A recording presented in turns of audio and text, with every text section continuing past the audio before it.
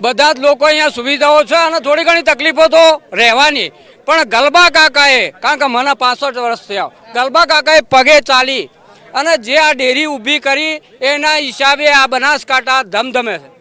ફક્ત ખેડૂત નહીં, કાપડના ફેરિયા હોય, ખોણની દુકાનો હોય, અનાજની દુકાનો હોય, કરિયાણા દુકાન, પૈસો ક્યાંથી આવે છે?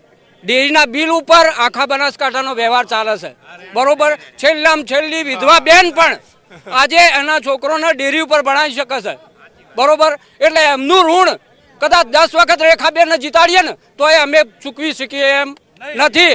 ગલબા કાકા મને ખબર છે, એક મિનિટ, ગલબા કાકા મને ખબર છે પગે ચાલીને આ ડેરી ઊભી કરી છે, બરોબર. વિપરીત પરિસ્થિતિમાં અમારા વડવાઓ ગલબા કાકાને ગાળો બોલતા હતા કે હેડે હેડ ડફોળ ડેરી ઊભી થતી છે, બરોબર. ડેરી દૂધ વેચાતું છે, દૂધ ન વેચાય, અને છતાં લોકોની ગાળો ખાય અને એ સમયે પગે ચાલીને આ ડેરી ઊભી કરી છે. એ વખત કદાચ અત્યારના નેતાઓ જે કમ્પાઉન્ડ કરે છે ને, હમણાં 500 કરોડ નીકળ્યું છે, એવું કર્યું હોત ને તો ગલબા કાકાને કોઈ કરવું પડત નહીં. પણ ગલબા કાકા ઓફ થઈ ગયા એટલે એમના માટે દેવું નીકળ્યું હતું. એટલા નીતિવાદી માણસ હતા, બરોબર.